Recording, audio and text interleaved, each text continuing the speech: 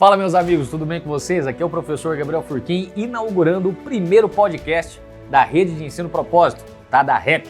Nós temos uma unidade em Colinas e agora também, a partir de 2023, nós teremos uma nova unidade em Paraíso, Tocantins. E para a gente fazer o piloto desse projeto, estou aqui com dois professores maravilhosos da nossa rede, o professor Nilo de História, o professor Alden de Biologia, o Dinho.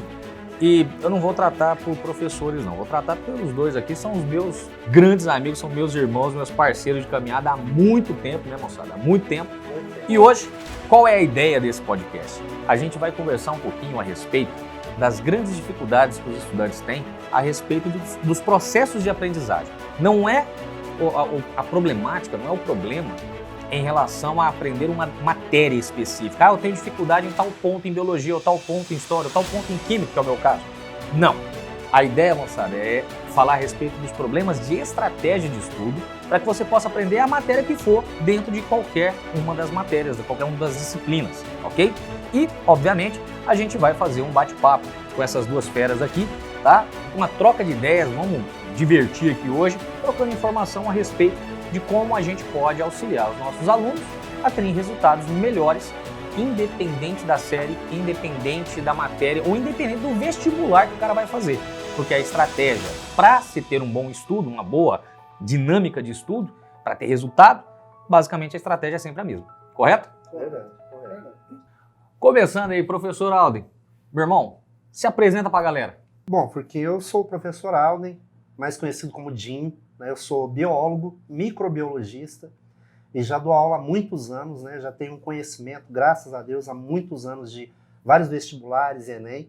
E a gente está aí para tentar ajudar um pouquinho os nossos alunos a se dar melhor, sabe, nas provas de vestibular e de Enem. Eu acho que existe uma dificuldade muito grande que eles precisam até mesmo aprender como estudar, porque eu acho que o maior problema é como estudar, né? Então, Exato. Deixo aí à sua disposição as perguntas que você possivelmente vai fazer e que o Nilo também vai estar trocando ideia. Vamos bater papo aqui. Nilão, se apresenta pra galera também, meu irmão. Bom, sou o professor Nilo, professor de História. Já trabalhei com filosofia, sociologia, geografia. Então, na questão da área de humanas para os colégios, ensino médio, ensino fundamental, já tenho uma larga experiência. Estamos nessa caminhada já há muito tempo, né, meus amigos? Há bastante tempo. Estamos ficando velho, estamos ficando velho. E aqui, acho que a ideia mais é explicar para os alunos, assim, aquelas dúvidas que a gente sempre tem, por que eu não consigo aprender isso? E perceber que o conhecimento ele é algo que não é segmentado, ele sim um completo, né?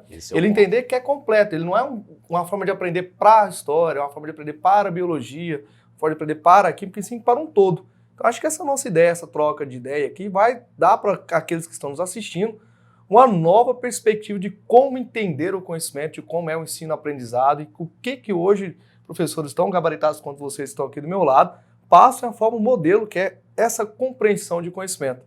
E a primeira questão que eu gostaria de levantar aqui, acho que vocês vão concordar comigo, é que é o seguinte: desestigmatizar uma palavra. Estudar para quê? Sem ser finalidade. Né? Porque o nosso aluno só estuda se ele vê uma forma prática, e o conhecimento nem sempre naquele momento é prático. Tá? Então começam outras formas, outras questões. Eu não acredito aqui que a vasta experiência que vocês têm nas suas áreas também podem contribuir com isso. Mostrar que está tudo interligado, é uma rede de conhecimento interligado, e que para que o nosso aluno, para aquele aluno que está assistindo agora, ele compreender como formar esse conhecimento, ele vai entender que essa interação de conhecimento é necessária para ele ser não só um bom aluno, mas uma pessoa melhor, para ter uma crítica melhor, uma interpretação de mundo melhor também. Aproveitando esse ponto que o Nilo falou, Alden, você concorda comigo que eu acho que para a gente começar essa discussão, temos que pensar primeiro lá na base? Porque não adianta a gente tentar só discutir educação, ou tentar discutir aprendizagem para quem está no terceiro ano. E a galera que está lá no começo, que é onde a gente identifica o maior problema. Porque a sensação que eu tenho é que a galera não aprendeu a estudar, não tem o hábito de estudar, não tem a cultura de estudar. Eu acho que esse, pelo menos ao meu ver, é um ponto que em sala de aula eu sempre tento mudar isso, né? Criar essa cultura. O que você pensa a respeito disso lá na base, por exemplo, Alden? Olha, porque realmente tem duas palavras que realmente vai mexer bastante com esse universo do estudo. Né? É difícil, muitas vezes na base, um aluno que começa lá embaixo, lá no Fundamental 1, depois Fundamental 2, ter uma determinada cultura mesmo, porque são alunos ainda menores e muitas coisas tiram bastante atenção dele. Muitas vezes as redes sociais, a televisão, ou alguma coisa que ele goste, e às vezes coisas que ele não gosta e acaba se decepcionando ali por algum motivo.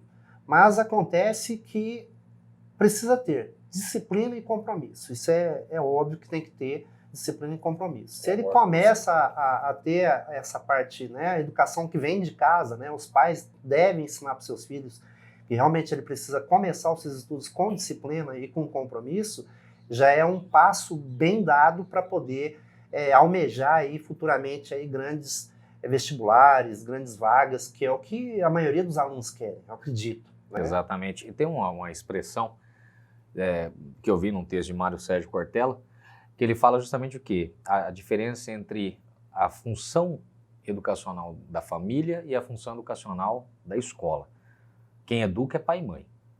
A escola escolariza, né? Então, assim, existem alguns hábitos, existem alguns princípios que, teoricamente, a gente espera que venham de casa, porque é muito complicado a gente tentar educar alguém tendo ali 30 pessoas em sala de aula, 30 cabeças diferentes em sala de aula, sem saber, por exemplo, qual é a carga que esse aluno traz para a sala de aula. Porque tem todo um contexto, né? Que a gente, obviamente, a gente tem que ter a empatia, tem que ter aquele cuidado, porque a gente não sabe o que está nos bastidores do processo para cada um dos alunos. Porém, a gente tentar se responsabilizar integralmente por esse processo não funciona, né? Não funciona. Então, por exemplo, Nilão, o que você acha a respeito dessa questão da organização? O que você espera ou o que você aconselha em relação à questão da organização? Então, Furquim, olhando a atual conjuntura da nossa sociedade, a forma como nossos alunos chegam para nós, lembra que também nós estamos falando para um aluno que é um aluno de escola particular, né? Então ela vem com suas peculiaridades e a outra palavra que eu acrescentaria, que o Alden também falou, seria responsabilidade, né? Nós, professores, temos a nossa responsabilidade, nós, como colégio, temos a nossa responsabilidade, mas também não podemos deixar a responsabilidade relacionada ao aluno e à família do aluno. Então não adianta nada no colégio a gente disciplinar o aluno, ele ter tempo de estudo, ele saber estudar aqui, né? Ele ser bem orientado aqui, nós fazemos a nossa parte. Se quando ele vai para casa, o nosso trabalho simplesmente é perdido, né? E é claro que isso também pode ocorrer por diversas oportunidades. Nós não sabemos qual é o meio social que esse estudante se encontra, nós sabemos como é o ambiente ao qual ele se insere, onde ele se encontra, qual é o ambiente escolar da casa dele também. Mas também precisamos chamar a família para participar disso conosco.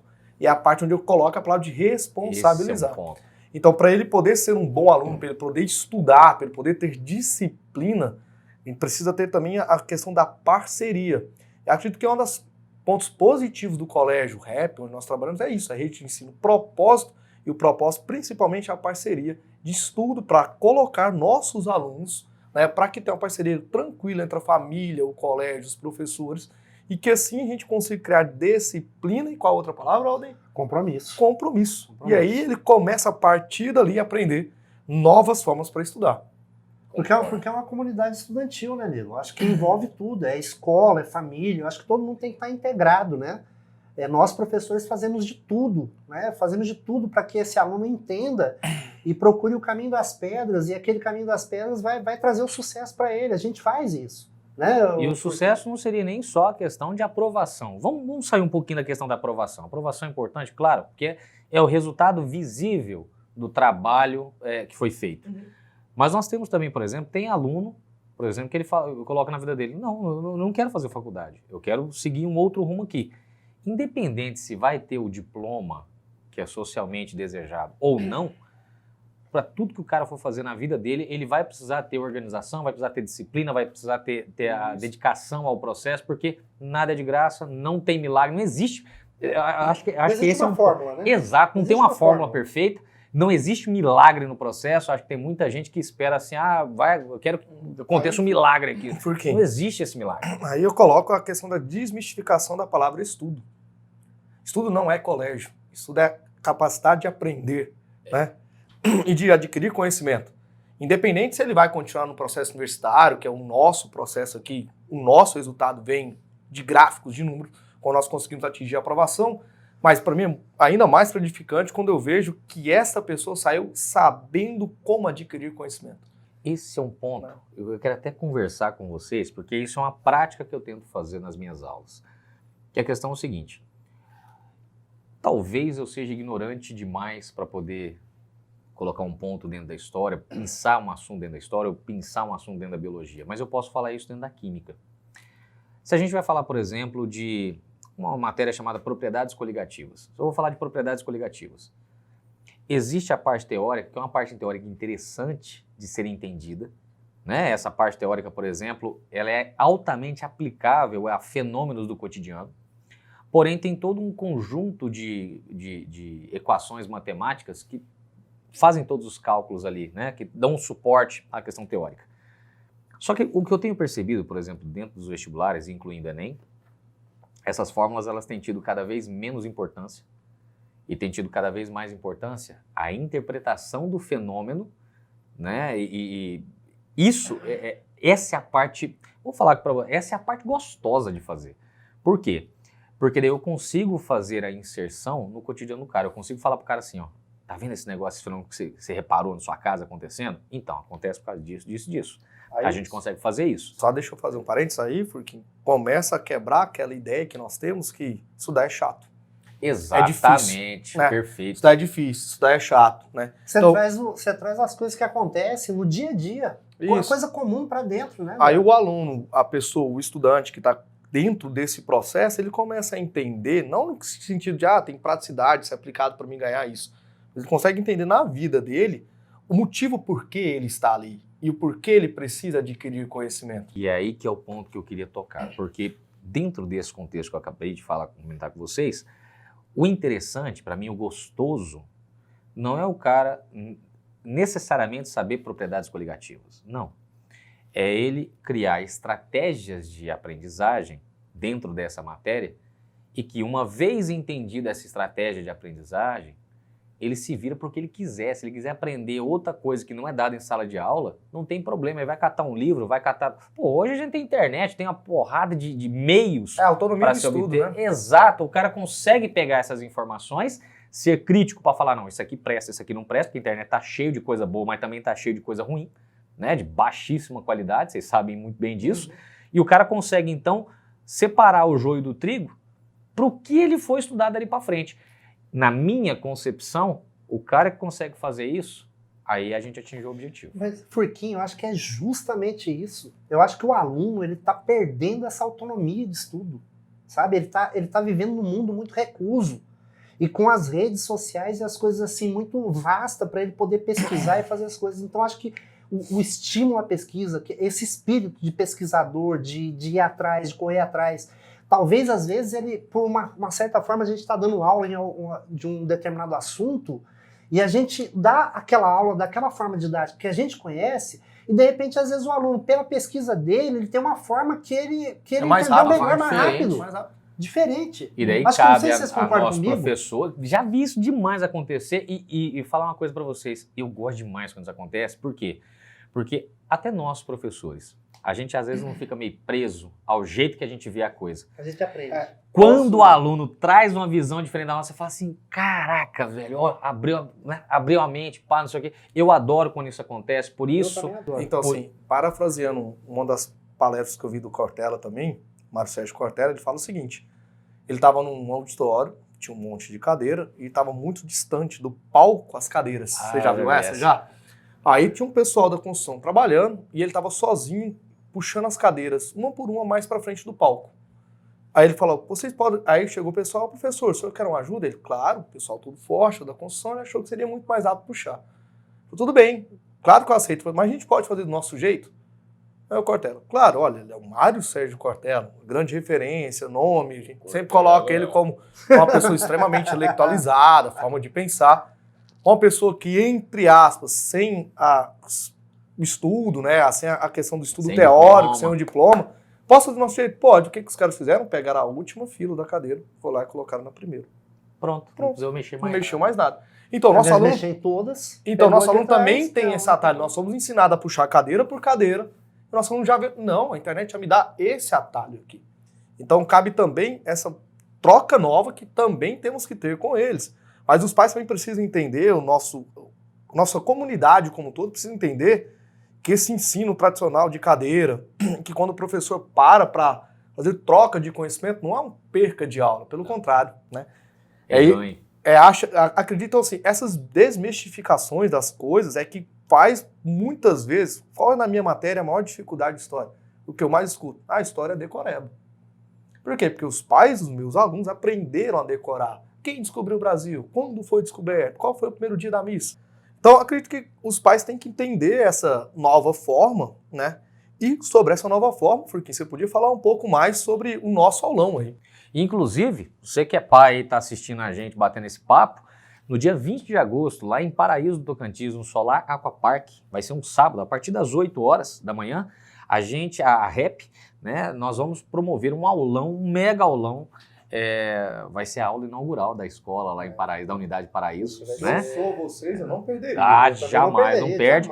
Porque nesse aulão, a gente não vai falar de um assunto específico, né? A gente não vai falar, não é um aulão temático para um... Não, a ideia desse aulão é justamente o quê? Que a gente bata papo, que a gente converse a respeito dessas dificuldades, apresentar as dificuldades, que eu tenho certeza que na hora, são aquelas típicas coisas que às vezes o cara não para pensar que aquilo ali é um problema dele. Ele não para pensar. A gente vai apresentar essas dificuldades e principalmente apresentar as soluções para isso. Dentro de cada matéria, dentro de cada assunto, cada um dando a sua contribuiçãozinha, a nossa equipe, né, como um todo, dando essa contribuição. E a nossa equipe está preparando um mega evento. Eu tenho certeza que vai paralisar Paraíso. Vai tremer Paraíso inteiro. Não só Paraíso, região também. Toda região também. A galera ali em torno ali de Paraíso, a galera que está em Palmas, os nossos alunos de Colinas estão indo para lá. Né? Então, fica aí o convite. Vai nas redes sociais, né, da nossa escola. Clica lá, tem um link na bio para você fazer o cadastro. Faça a sua inscrição, né? Fazer a inscrição. Aulão é quanto? De graça. Zero. 0800. E lembrando ainda que os 200 primeiros inscritos ganham, né, um dia todo lá no parque, é isso? Tem essa também, tá? Porque o que acontece? Esse aulão ele vai acontecer dentro do Solar Aquapark.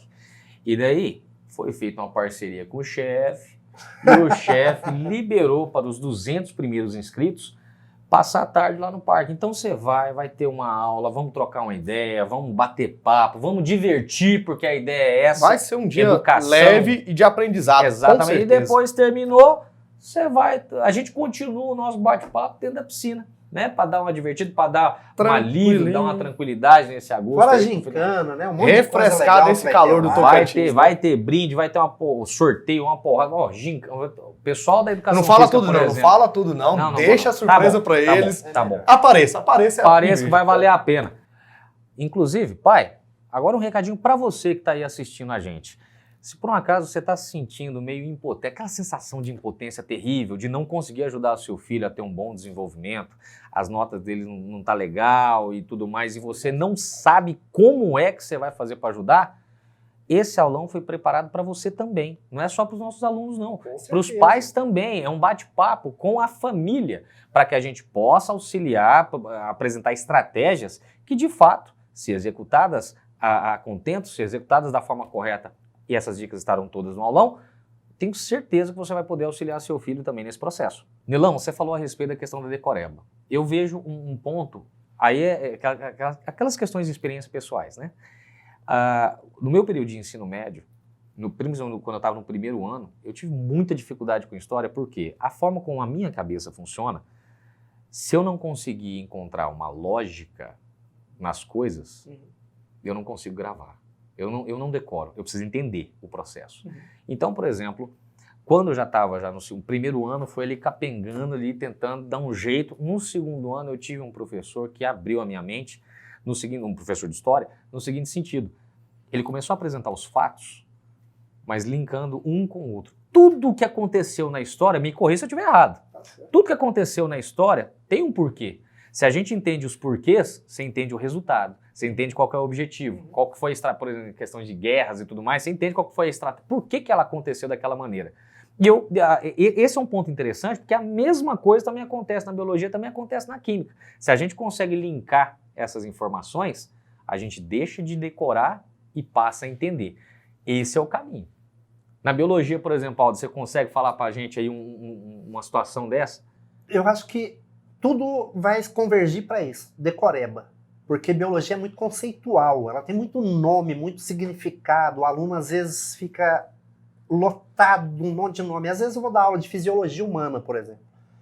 E aí eu vou dar aula de sistema digestório. Você tem do sistema digestório da boca, dentes, até o reto, até o final do intestino, do tubo digestório, vários órgãos com várias funções, com vários hormônios sendo produzidos, com várias enzimas para quebrar determinados nutrientes. E ele vai ter que saber o nome, a função, onde se encontra, a localização, né, dessas enzimas, desses hormônios. Então, realmente é difícil. Eu não vou dizer que não seja difícil, é difícil. Para mim foi difícil. Assim como é difícil. Foi difícil em história, assim como é difícil em química. Alden, mas né? eu acredito, nas minhas experiências pessoais também, que na verdade é acumulativo. Então, por exemplo, se o menino lá do 9º ano, lá do 8º ano, que ele começou com ciência, se ele consegue o conceito básico, se ele sai dali entendendo o conceito básico, ele vai acumular para o 9º, que ele vai acumular para o 1º, aí não fica tão pesado chegar no 3º, tem que saber isso tudo. Justamente porque as ciências, lá no fundamental, ela é as ciências naturais. Uhum. Ele vai entender os fenômenos da natureza, ele vai procurar entender ali o que acontece na natureza, o que é um bem renovável, o que é um bem não renovável. Então, essa gama de informações já vai servindo de alicerce para ele, para que ele possa, dentro desse alicerce, entender, né, do macro para o micro entendimento. Então, o macro entendimento é muito mais fácil, porque é um conceito mais básico, é um conceito mais fundamental. Mas quando chega no micro conhecimento, que ele vai afunilando, né, parece coisa de quando a gente estava na faculdade, né, e o nosso orientador de TCC, a gente fazia inúmeros títulos, né, para um TCC. Aí ele fala, e se você não colocar isso no título? Né? Meu título de TCC passou pela mão do meu orientador 10 vezes. Até ele afunilar, não, porque se você colocar isso aqui, aumenta mais a gama de informação. Então, o tal do recorte temporal, né? O recorte então, assim, científico. Se ele começa do macro para o micro entendimento, ele vai chegar ali no resultado esperado, porque realmente é acumulativo. Então, isso já é uma estratégia que o nosso aluno vai usar ao aprender com você. Você vai explicar para ele todo esse processo. No aluno você vai dar o caminho das pedras, né? Acho que o Furquim também. Furquim, eu no ensino médio, assim como você teve dificuldade com história, eu tive com química. Eu não vou citar nomes, mas eu tive... Interessante isso, né? É a questão de cada cabeça funciona de um jeito diferente. Então, por exemplo, você, eu te conheço, teve muito mais facilidade nas questões de raciocínio das ciências humanas, né? E eu tive muito mais facilidade com o número. Eu tenho uma grande dificuldade de interpretação de situações, mas tenho uma grande facilidade de interpretar número, situações, o raciocínio lógico matemático. Né? E aí sim, né? Foi mal que eu cortei você aí. Tá tudo certo, mas é isso. Então, assim, da mesma forma, porque eu também não via a pessoa que ministrou aula para mim de química somente orgânica, que eu sei que você é muito bom nisso, mas eu, sinceramente, eu não vi, nem igual você não viu em história, como se liga as coisas, eu não via. Por que eu deveria saber o que é um carbono, quiral? A única coisa que eu lembro de química orgânica é isso aí. Deixa eu te falar um negócio. Olha que legal. Aqui daria pra gente bater papo. Ixi. Aí você pega seu café aí, pega, né? Enfim, que aí o papo seria longo, né? Mas não é o objetivo desse primeiro podcast. Mas, por exemplo, dentro da química orgânica, a forma como eu enxergo a coisa. A química orgânica é uma química totalmente diferente das demais. Ela se difere da química geral, ela se difere da físico-química, se difere de qualquer outra química analítica. Porque a química orgânica, na verdade, o primeiro passo é porque ela é formada por símbolos diferentes. E por ser cheia de símbolos, o primeiro passo é o quê? Você entender o que cada símbolo significa. Depois você conecta esses símbolos na formação de estruturas. Aí, essa é a parte que todo mundo odeia. Por quê? Tem um monte de regra, porque tem um padrão. Tem a forma como a química orgânica se desenvolve, como a gente interpreta tudo. Aí vai classificação, nomenclatura, inclui a questão do carbono, do tal do carbono quiral. Agora, essa parte decoreba, no caso da química orgânica, ela é uma parte que deveria ser só um pedacinho dela. E todo mundo se apega só a isso aí e fala assim, não dou conta. Não, peraí, doido, calma. Peraí que tem um caminho, entendeu?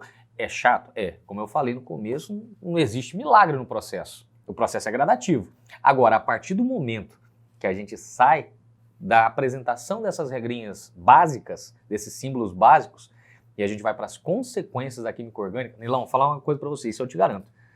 Se você aprende esse básico e começa a aplicar isso nos outros fenômenos, cara, é por isso que eu sou tão apaixonado por química orgânica, porque a gente vê, quando a gente consegue ver todos esses símbolos, toda essa base funcionando nas coisas do cotidiano, funcionando do jeito que o seu... Por exemplo, bioquímica, né, Alden?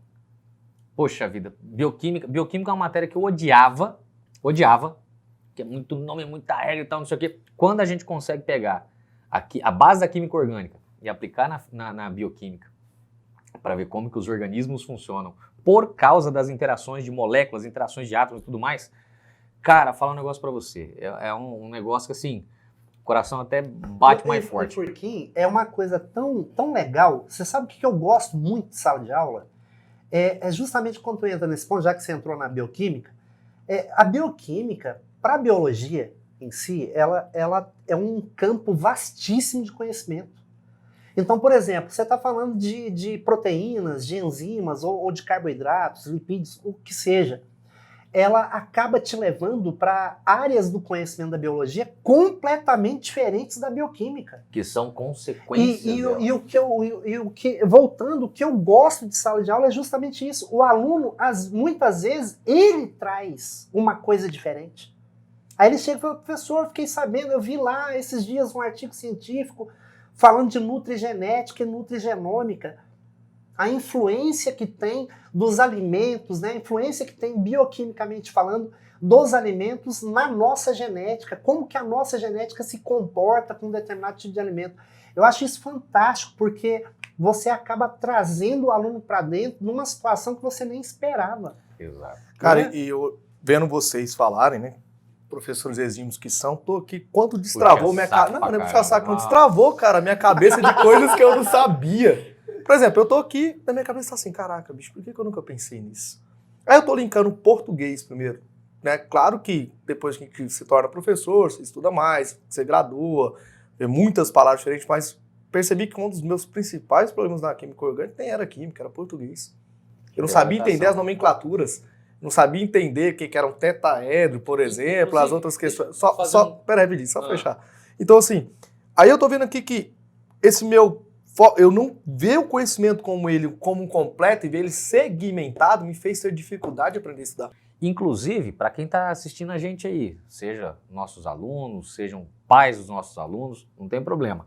Se por um acaso o seu filho ou você tem aquele problema de interpretação de texto, por exemplo, o cara pega uma questão de física, ou uma questão de química, ou uma questão de matemática, e às vezes ele não sabe o que ele tem ali para usar e para onde que ele tem que ir. Você não sabe disso?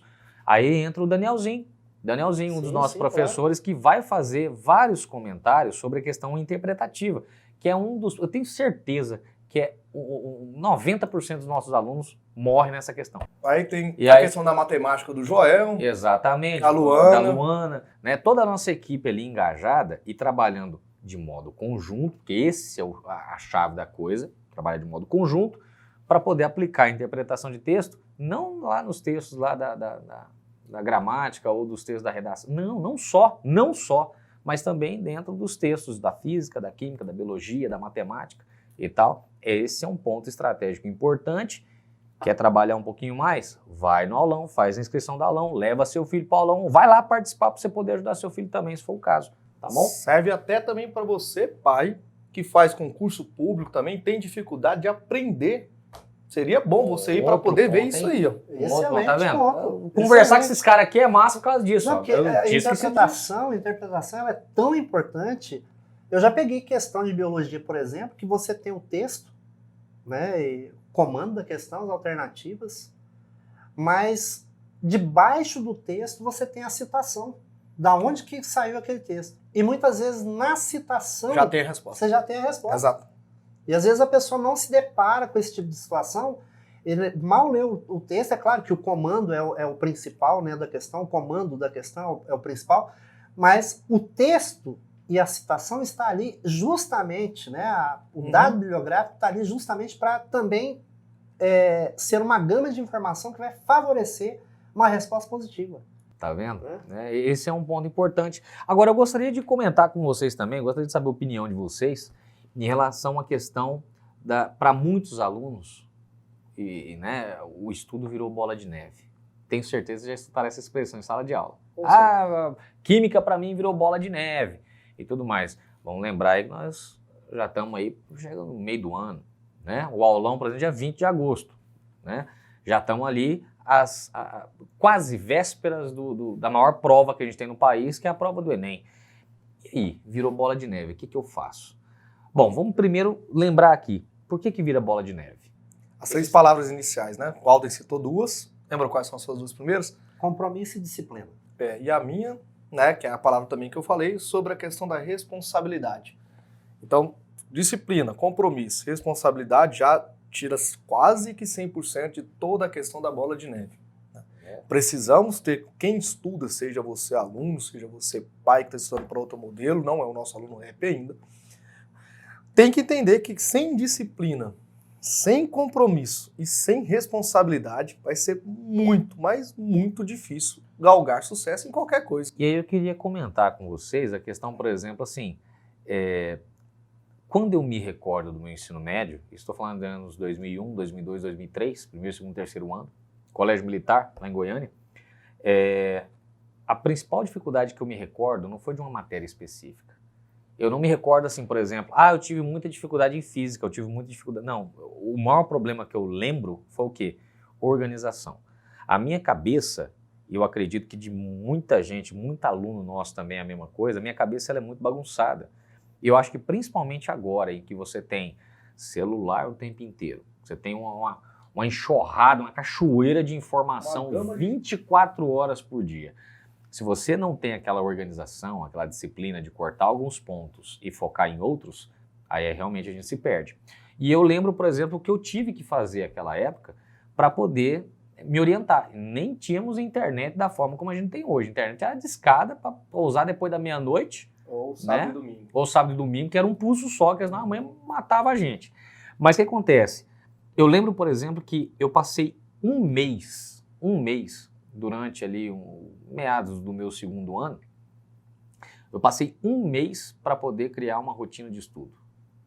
Rotina de estudo é um ponto importante. Muito. É ter horário para fazer as coisas. Porque, obviamente... Rotina é importante. Que entra dentro da disciplina. Exatamente. O que acontece? Depois cumprir a rotina. Vamos falar português rasgado. Vamos falar o português rasgado. Na hora que você senta ali para estudar, sem ver, por exemplo, onde que você quer chegar, porque você não conseguiu definir isso ainda. Você não tem ali aquele objetivo bem definido. Você não sabe exatamente por onde começa. Está perdido, né? Tudo isso a gente vai comentar depois de modo mais detalhado no aulão, né? Dia 20 de agosto. Mas o que acontece? Você está ali todo perdido. Cara, para você criar uma rotina e cumprir essa rotina é muito difícil e absolutamente tudo. Me corrija se eu estiver errado, é o meu caso. Absolutamente, se tivesse uma formiga passando na minha frente,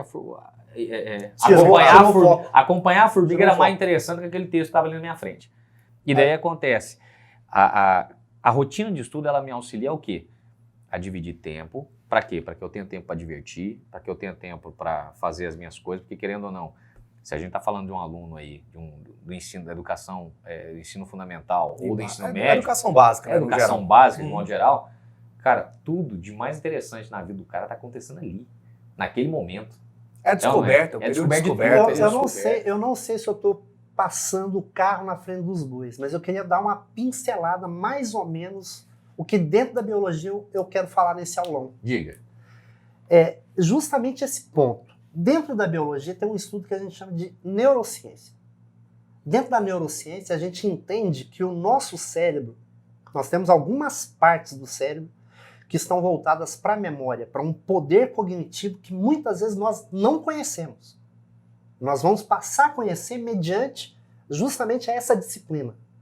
Ou seja, é basicamente, por exemplo, o que a gente faz numa academia, por exemplo, um exercício físico. Se eu quero ganhar massa muscular, eu preciso que a gente faz na academia. Usa outro exemplo. O que a gente faz na academia. Treina lá na academia, cara. Olha o tamanho da barriga desse cara. Não, gente, não sou eu. Mas olha só, o que se faz na academia, para quem é treineiro mesmo de academia, que levanta ali 5 horas da manhã para fazer a sua caminhada e fazer... que ele quer ganhar perda de peso, etc. Dentro do nosso aspecto de memória e poder de aprendizagem, nós temos também uma malhação cerebral. Posso usar o termo de malhação cerebral. Porque dentro dessa malhação cerebral, nós temos alguns aspectos que é viável dentro dessa forma de não se tornar uma bola de neve o estudo e fácil de você introduzir isso nos seus estudos. Não é difícil. Difícil é começar. Realmente, eu acho que todo começo é difícil. Mas a partir do momento que você tem uma receitinha básica dentro de um embasamento científico, dentro da neurociência, de como eu vou estudar e como eu vou guardar esse conhecimento, porque quantos alunos já chegaram em mim e falaram assim, professor, como que você lembra desse tanto de nome, desse tanto de função, o que o senhor fez? Claro, eu tenho anos de experiência dentro da área, mas para mim ganhar essa gama de informações e abastecer isso dentro dessa cabecinha aqui, eu precisei ralar muito e precisei utilizar de formas dentro da neurociência para me ajudar. Eu vou explicar como eu fiz na época que eu estava no ensino médio e como é que eu aprendi as coisas. Eu sou um cara que trabalha pela lei do menor esforço. Não vou mentir. Se eu puder estudar 10 minutos em vez de ser 15, eu vou estudar 10. Mas se ele for 10 minutos... Isso, mas aí eu não consegui estudar nada. Então eu falei, não é possível que eu não consiga estudar 1 minuto por hora. Então, concentrava 1 minuto lendo um texto. Fiquei 1 semana concentrado 1 minuto lendo um texto. Na semana seguinte, falei, não é possível que eu não consiga ficar 2 minutos lendo essa porcaria. E assim foi subindo para me criar disciplina. O roteiro eu já tinha. Eu já sabia o que eu precisava, mas eu nunca consegui sentar no início. 50 minutos 100% concentrado, eu não dou conta, não dava conta. Mas aí que tá o ponto, Nilo. Aí nós voltamos ao que eu estava conversando. Que eu estava comentando com vocês. Porque esse, praticamente 1 mês que eu tive de adaptação, foi justamente por isso. Eu tinha aquela sensação de que, todo mundo acho que já teve essa sensação. Você pega um texto ali, você lê 2, 3, 4 páginas, de repente você volta e fala assim, velho, o que eu li? O que eu li?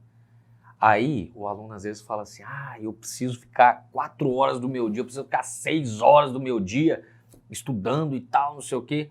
Mas e a qualidade desse estudo durante 6 horas? Você sabe que isso aí tem uma razão, né? Dentro da neurociência, existem 3 aspectos importantes para o estudo. O primeiro aspecto é a visão, o segundo aspecto é a audição e o terceiro aspecto é a motricidade. A motricidade fina, que é a escrita. Quando aluno gosta muito de ver, gosta muito de ouvir, mas ver e ouvir, você não consegue guardar. É o menos importante do processo. É o menos importante do processo. A motricidade, a escrita, ela é muito importante. Para que ele possa arquivar o que ele ouviu, arquivar o que ele viu. Ele precisa disso. Eu falo na situação da biologia, por exemplo. Eu estou mostrando, por exemplo, no quadro assim, uma estrutura. Eu estou olhando essa estrutura, eu sei, isso aqui é uma célula animal, isso aqui é uma célula vegetal. Eu consigo ver porque a célula vegetal tem uma parede celular, ela é verdinha, aqui ela não tem, né? Só tem uma membrana plasmática. Beleza, você viu aquilo ali. Você pode ter guardado? Sim. Você pode guardar aquilo lá pro resto da vida. Mas vai chegar um momento que não basta só você ver. Não basta você só escutar o professor. Você vai ter que começar a aprender a fazer os seus resumos. Você vai ter que aprender a fazer o direcionamento da disciplina, do texto, escrevendo com as suas palavras. Porque muitas vezes o aluno pega o livro, é uma linguagem muito técnica para ele, pelo menos na biologia eu entendo assim, ela é uma linguagem muito técnica, e às vezes o que ele ouviu e escutou do professor, porque a gente tenta pegar essa linguagem técnica e desenvolver ela de forma popular. Inclusive, fazendo uma relação com o que você está falando, Alvin, e puxando tudo que a gente está comentando aqui, é a questão o quê? Não adianta, não existe milagre no processo. Quem te vende milagre é um charlatão. Então, o que acontece? Igual você estava falando a questão de começou com 1 minutinho, 2, 3, quando você vê você está fazendo 30 minutos, está fazendo 1 hora, com qualidade, mas para isso você tem que se abster, tem que ter a disciplina para se abster de um monte de outras distrações. Só que mesmo assim, acho que vocês vão concordar comigo, vai ter aquele momento que o cara olha tudo isso e fala assim, bicho, ainda não tive resultado. Aí vem o sentimento de frustração. Ou então estou muito longe do que eu quero. Mas aí é um ponto que a gente também vai trabalhar no aulão, que é a questão de lidar com frustrações. A gente vai ter um especialista falando sobre isso. Hoje em dia, o que eu vejo é que talvez, me corrija se eu estiver errado no meu sentimento aqui, mas a sensação que eu tenho é que antigamente a gente era um pouco mais, tinha um lombo um pouco mais castigado para ter a sensação de frustração. Lógico, dava aquela sensação, aquele soco na barriga, a gente baixava a guarda, respirava fundo, voltava, porque a gente não tinha muita opção. Só que não é a realidade que a gente tem hoje dos nossos alunos. Estou falando que eles são mais fracos. Não, o que eu quero dizer é simplesmente que a realidade é diferente. Eles têm acesso a um monte de coisa, né? Exatamente. Que a gente não tinha. Exatamente. Eu, quando eu ia fazer trabalho, muitas vezes na escola, eu tinha que ir para a biblioteca. De Alexandria. Né? Esse aqui é dessa época mesmo. Só porque eu sou mais velho daqui, entendeu, gente? Só porque ele é bem mais velho. Isso é sacanagem. Não, mas assim, ó, só para voltar aqui, a questão da frustração, na meu ver, é simples. Hoje, o conhecimento ele é dinâmico, ele está disponível para todo mundo, então, muitas vezes, você fala, eu aprendo quando eu quiser. Aprendo quando eu quero. E quando você vai tentar ir, como você não tem disciplina, não tem organização e não tem os processos, que é o que a gente vai falar no aulão, o nosso aluno olha e fala, meu Deus, e agora? Aí bate essa frustração e eu acredito que esse é o propósito. Se você pai, se você aluno, se sentir interessado, o propósito de ir lá escutar esse período desse sábado, dia 20, e entender como isso funciona com pessoas extremamente qualificadas para que isso seja não só para a sua vida como aluno REP, mas para a sua vida como pessoa. Aprender a lidar com isso, né? Todos nós lidamos com frustrações do dia a dia. Né? Não tem coisa mais frustrante hoje, porque, por exemplo, as ferramentas sociais, do que você mandar alguma mensagem para a pessoa, você perceber que a pessoa viu e ela não te responder. Olha que geração de frustração e a pessoa não pode estar ocupada, então precisa aprender a lidar com essas inteligências emocionais. As coisas vão acontecer do jeito que a gente quer, na hora que a gente quer. Cabe a nós, cabe aos nossos alunos, cabe às pessoas saberem interpretar aquela situação ali e falar assim, calma, peraí, se aqui o plano A não deu certo, tem o plano B, tem o plano C, né? E lidar com isso. Só que isso é uma questão emocional, e a questão emocional, principalmente no pós-pandemia, se agravou bastante, né? Se agravou bastante.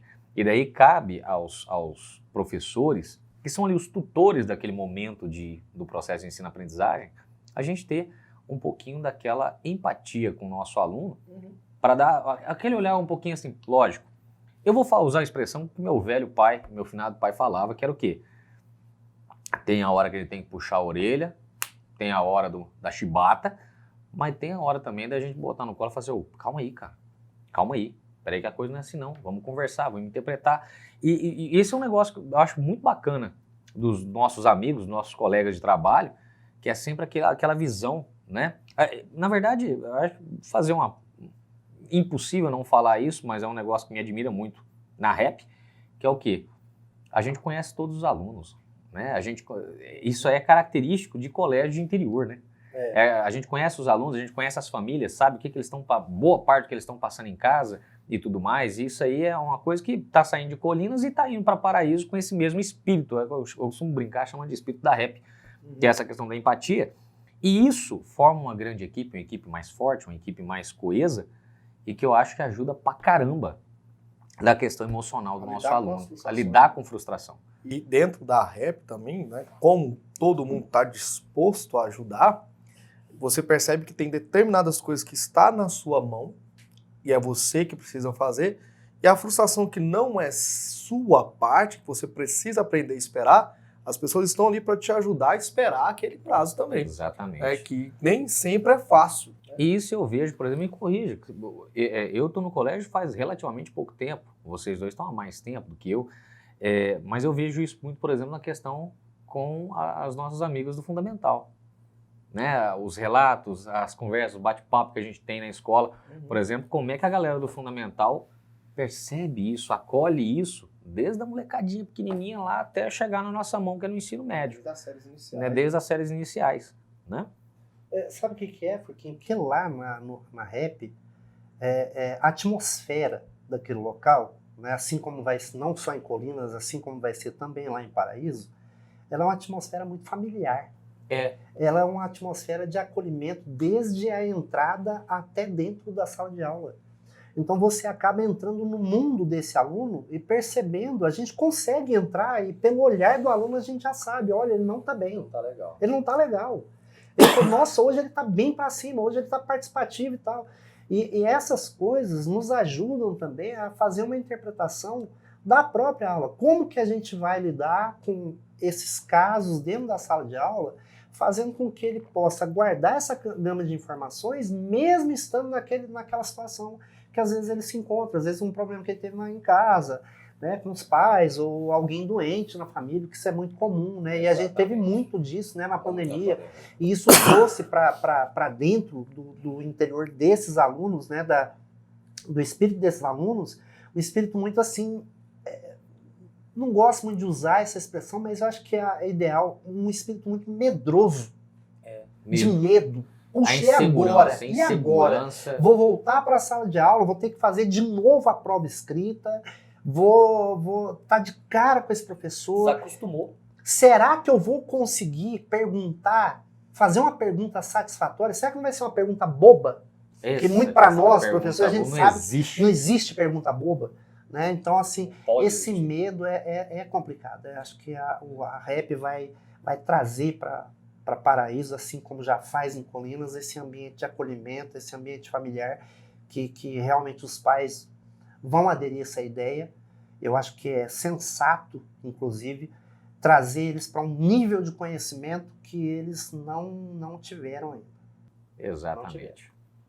Então, pessoal, a gente vai encerrando por aqui esse primeiro podcast da Rede de Ensino Propósito, da REP, tá? Eu sou o professor Gabriel Furquim, mas antes da gente encerrar esse piloto, né, que a gente gravou aqui hoje, a gente não pode deixar de convidar vocês novamente para o nosso aulão, dia 20 de agosto, lá em Paraíso. Galera, fala aí. 20 de agosto, no Solar Aquapark, né? A partir de que hora? A partir de que hora? 8 da manhã. 8 da Quanto manhã. você vai pagar? Nada.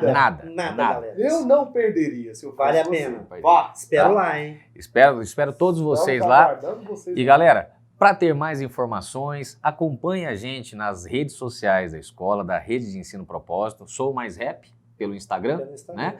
E daí acompanhe também os perfis dos professores, do professor Nilo, professor Alden, professor Furquim, tá ok? Vai ter mais uma série de dicas, uma série de vídeos que a gente está produzindo também para colocar lá. A gente vai fazer o negócio para ajudar, não é? Então vai ter uma série de dicas lá, tá? E todas as demais informações que você precisar, entre em contato com a escola, entra pelas redes sociais, que vocês vão ter lá todas as informações desse aulão, tá bom? Um grande abraço para todos vocês, muito obrigado pela companhia aqui nesse projeto piloto que a gente está começando aqui agora, tá? Um forte abraço e até mais!